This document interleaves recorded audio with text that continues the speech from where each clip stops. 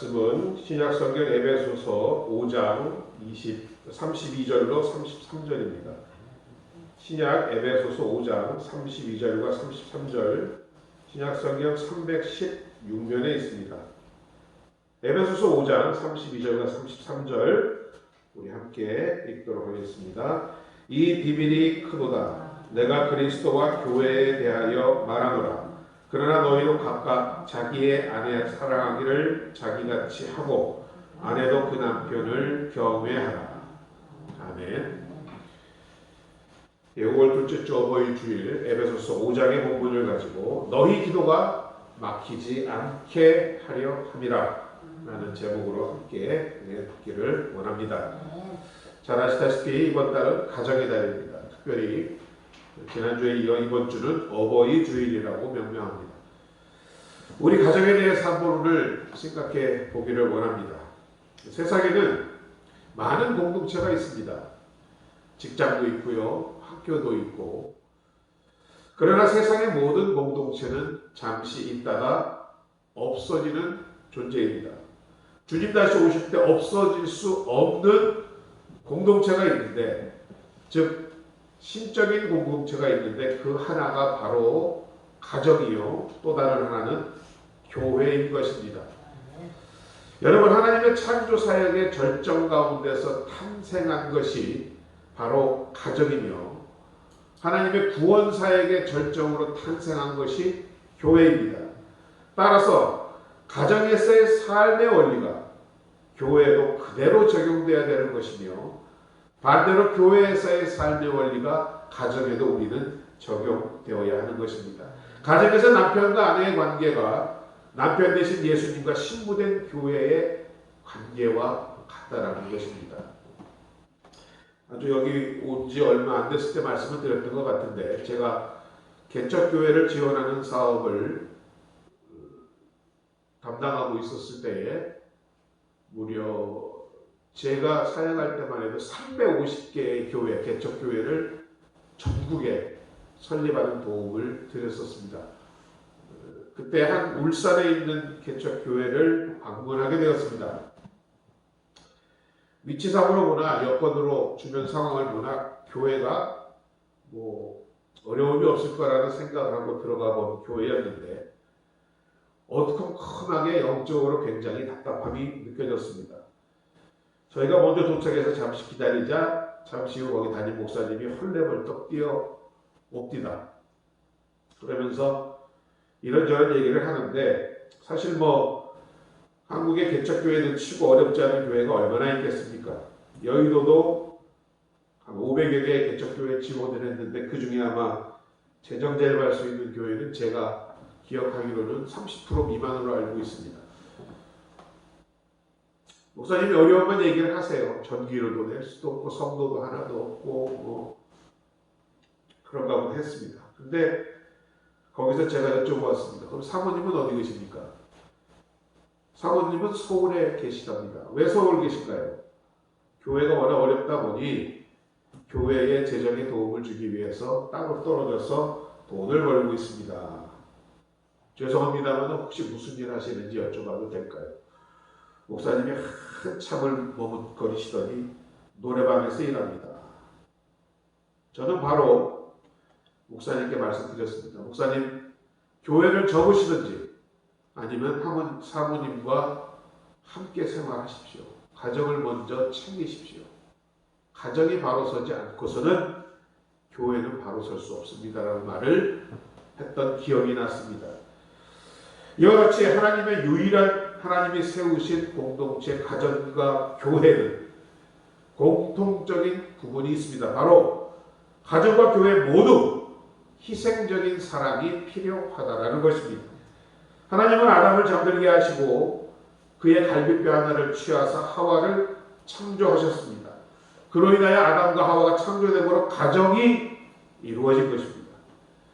여러분, 온전한 가정을 이루기 위해서는 가족 구성원의 한 사람 또는 모두의 희생이 필요한 줄로 믿습니다.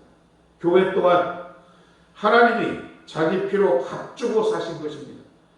그리고 교회를 보살피고 계시는 것입니다. 그래서 자기 피로 사신 몸된 교회라고 성경은 말씀하고 있습니다. 오늘 에베소서 본문을 보면 25절 이하에서 이런 말씀이 있습니다. 남편들아 아내 사랑하기를 그리스도께서 교회를 사랑하시고 그 교회를 위하여 자신을 주신 같이 하라. 이는 곧 물로 씻어 말씀으로 깨끗하게 하사 거룩하게 하셨다라고 기록합니다. 주께서 우리 죄를 씻어 중생시켜 주시고 도와주신 것 같이 우리는 스스로를 서로 도우면서 온전케 만들어 나가야 한다라는 말씀인 줄로 믿습니다. 가령 남편이 눈이 어둡다면 아내가 남편의 눈노릇 해줘야 하고 아내가 팔을 못 쓰면 남편이 팔못을 해주어야 온전한 사람으로 만들어지는 것과 같습니다. 도덕적인 결함이 있어서 내가 먼저 고치고 상대방의 것을 없애주려고 노력하는 노력이 필요하고 또 신앙적으로 부족함이 있을 때에도 피차 희생정신으로 서로 도와서 온전케 만들어야 하나님 앞에 온전한 가정이 될 줄로 믿습니다. 비단 아내와 부부, 남편 간의 문제만이 아닙니다. 부모와 자식 간의 관계도 마찬가지고 동기 간의 문제도 마찬가지라 생각합니다. 따라서 건강한 가정과 교회는 이와 같이 말씀을 자신의 삶에 적용하여 거룩함을 얼마나 이루어가는가, 하나님의 말씀의 거울 앞에 서로를 비추어 보고 서로를 건면하는 그런 공동체가 되어야 한다라는 것입니다. 창세기를 보면 우리는 하나님의 창조의 순서를 알 수 있습니다. 근데 그 순서에는 또 다른 의미가 있습니다. 빛과 물 그리고 하늘과 땅, 자연을 제일 먼저 창조하셨고 그 다음 식물을 창조하셨으며 그 다음이 동물이요 마지막이 사람이었습니다. 자연을, 환경을 식물이 자라날 수 있는 터전으로 미리 마련해 두셨고 또 식물을 마련하심으로 동물이 살아갈 수 있도록 마련하셨다는 것입니다. 그리고 보다 중요한 사실은 이러한 동물들 모든 것을 다 여건을 갖춘 후에 사람을 창조하셨음을 주목하셔야 합니다.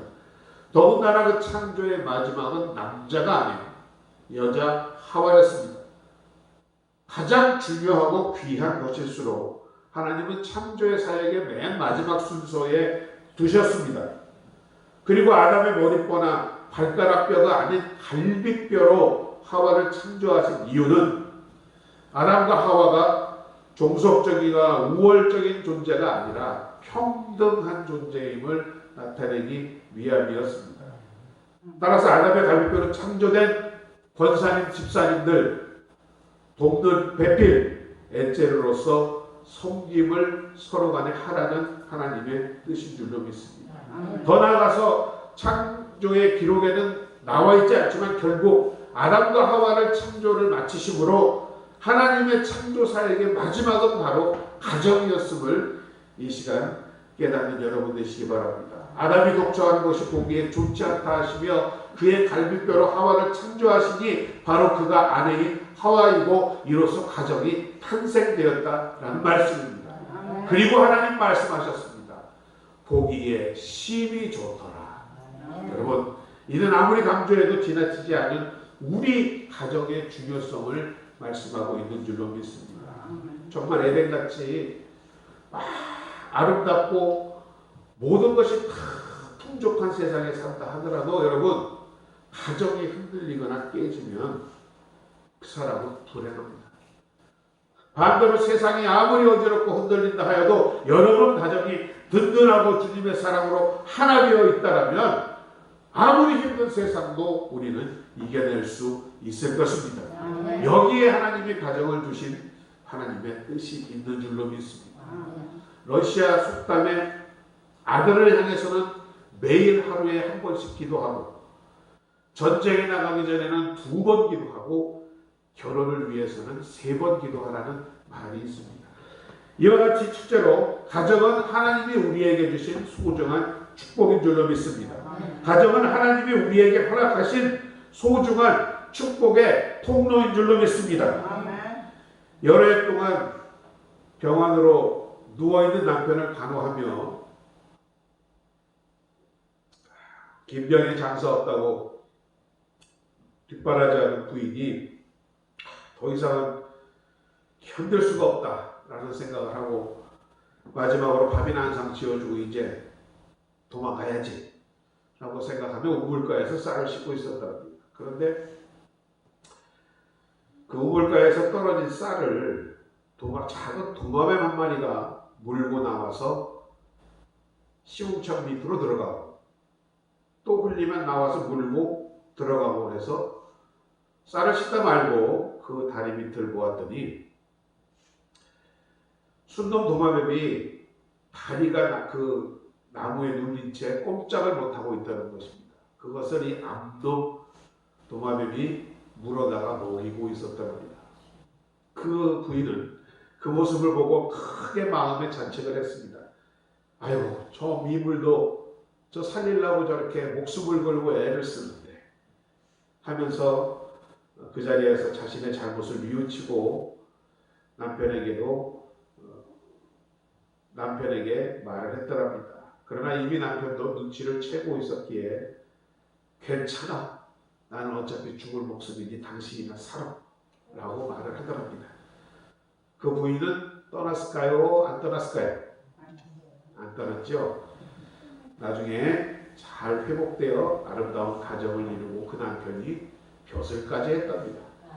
최근 우리가 언론 보도를 보면 정말 깨어나가는 가정이 너무도 많이 있습니다. 부부의 이혼을 시작으로 해서 자녀들과의 어떤 깨어짐도 아내에게 폭행하고 처자식을 굶주리게 하고 술과 도박으로 탕진하고 다 큰 자식은 돈 안 준다고 힘없고 병든 노모와 아버지를 때려 죽이고, 여러분 잘 들으세요. 개나 돼지는요 분명히 싸우는 이유가 있습니다.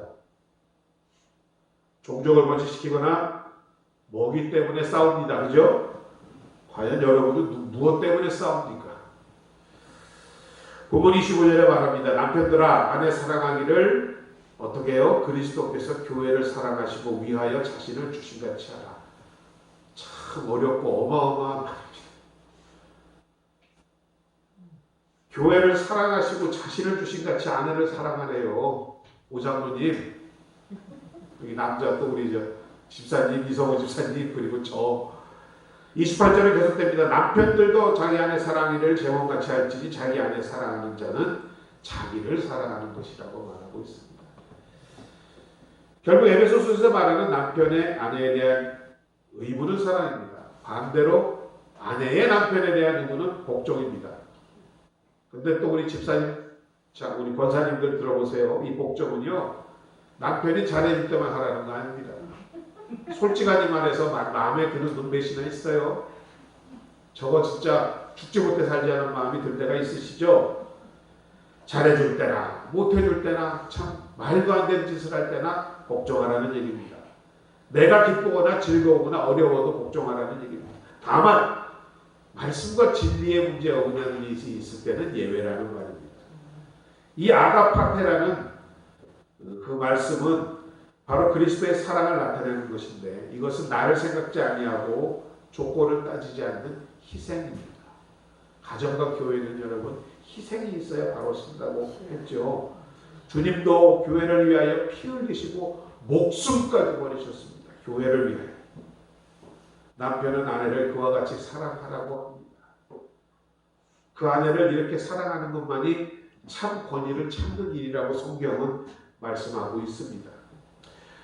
더 나아가서 우리가 남편이 아내를 자신의 사랑함과 같이 해야 하는, 또 아내는 남편에게 복종해야 하는 영적인 이유를 베드로전서 3장 7절을 말씀합니다. 남편들아 이와 같이 지식을 따라 너희 아내와 동거하고 저는 더 연약한 그릇이요 또 생명의 은혜를 함께 이어받을 자로 알아 귀히 여기라. 너희 기도가 막히지 아니하게 하려 함이라. 아멘. 누구요? 아내가 누구라고요? 나와 생명의 은혜를 함께 이어받을 사람이래요. 여러분 남편과 아내와 싸우고 나서 기도 됩니까? 욕만 나오죠? 이와 같이 결혼 생활에 대한 하나님의 뜻을 분명히 통찰하는 것이 가정의 달을 맞은 우리의 의무인 줄로 믿습니다. 아멘. 남편과 아내와 남편은 동등하게 영생의 은총을 함께 가진 자라고 합니다. 상속을 받은 자라는 동반자라고 합니다. 함께 생명을 누려야 한다고 합니다. 그래야만 너희 기도가 막히지 않는다고 분명히 말씀하고 있습니다.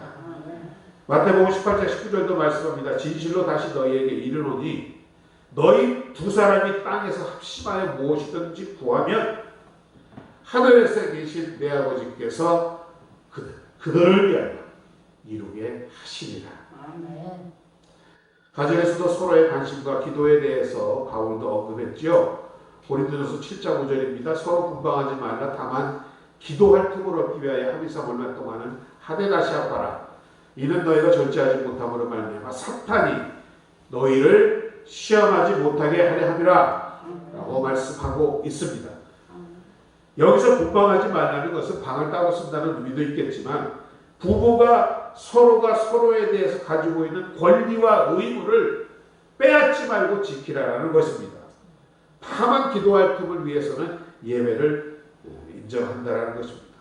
아내는 남편에게 그리스도에게 하듯 복종해야 하고 남편은 아내를 그리스도가 교회 사랑하시듯 사랑해야 한다라고 말씀합니다. 이와 같은 우리의 하나님의 축복인 가정이 축복된 가정 되기 위해서 두 번째로 우리는 서로 사랑해야 합니다. 뻔한 얘기죠. 서로 사랑하고 계십니까? 부부간의 사랑은 여러분인데 서로 주는 겁니다. 먼저 어떤 사랑이 있는지 먼저 주는 사랑이 더 크다고 하지요. 요즘 장기 불안 또 코로나로 인하여 청년들이 직장을 갖지 못합니다. 그러다 보니 결혼을 못합니다. 그러다 보니 아기도 못 납니다. 삼포세대라고 하죠. 그런데 이렇게 또 어렵게 결혼한 청년 세대가 현실에서 결혼하면 서로 사랑을 받으려고만 한답니다.